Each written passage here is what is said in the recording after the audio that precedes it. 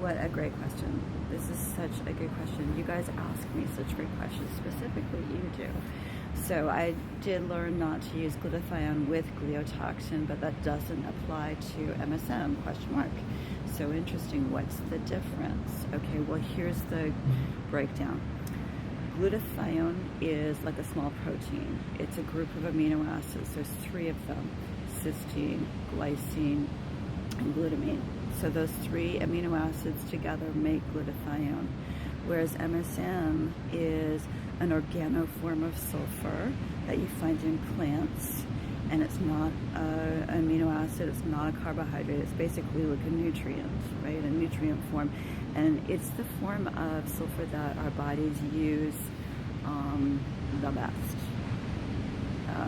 It's integrated the best in our bodies. It's a way the plants can communicate with us. I think someone's making on the background back there. How sweet. Okay, so the topic. I did do some research and found out that when you use a growth media for Aspergillus or other molds that produce gliotoxin, you don't use sulfur-based growth media. So that's interesting.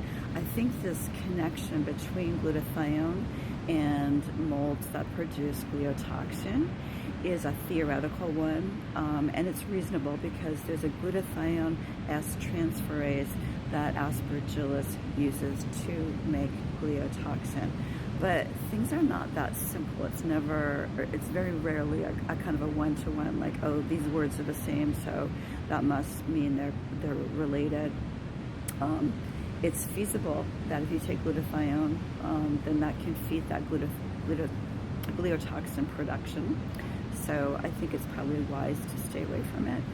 But because methylsulfonamentane is so different, and because it stays intact in our systems, gets absorbed intact, is excreted intact, it's very unlikely that it's going to be converted into anything that a mold can use to produce a gliotoxin or any other mold toxins that I'm aware of.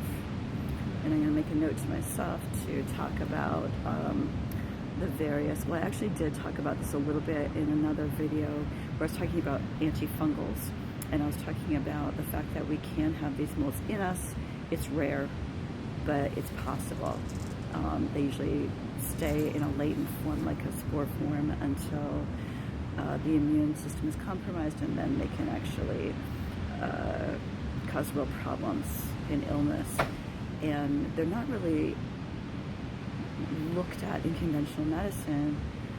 We find them in autopsy studies. So after someone who's immunocompromised has died, if you go in there and look for what's in the gut, you can find different mold species. Okay, hope that helps.